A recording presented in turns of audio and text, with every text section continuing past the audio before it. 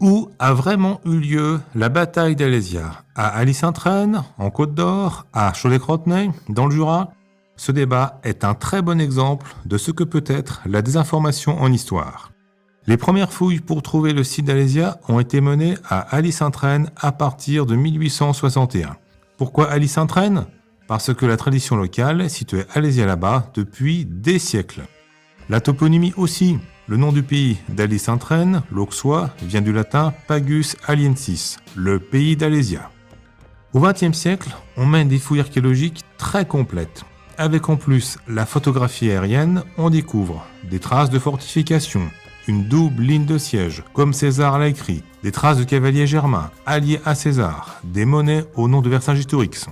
Bon, c'est clair, Alésia est à Alys-Saint-Traine. Et pourtant, dans les années 1960, André Berthier, un archéologue, affirme que Alésia est ailleurs, à Cholet-Crotenay, dans le Jura, parce que le site correspond bien plus à la description d'Alésia par César. Les fouilles que Berthier fait faire à Cholet-Crotenay ne donnent pourtant pas de résultats. Ces idées sont quand même reprises dans les années 2000 et 2010 par Daniel Porte, universitaire latiniste, et Franck Ferrand, animateur télé et radio. Reprise de façon assez virulente, avec des titres de livres ou d'articles comme « L'imposture Alésia »,« Alésia, la supercherie dévoilée » ou « Site d'Alésia, admettons la vérité ».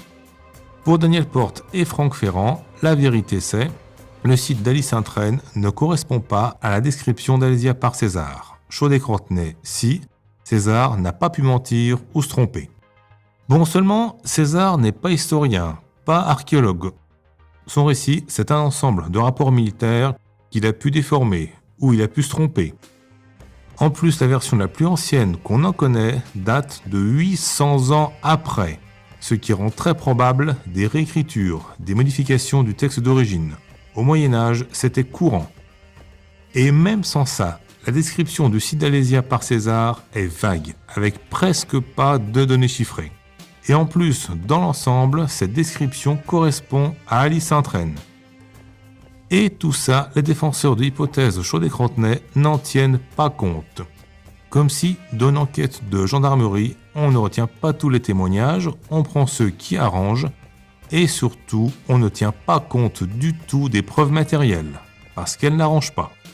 Au final, l'hypothèse Cholet-Crotenay ressemble beaucoup à une désinformation, à une supercherie. Celles et ceux qui crient à l'imposture sont peut-être les vrais imposteurs.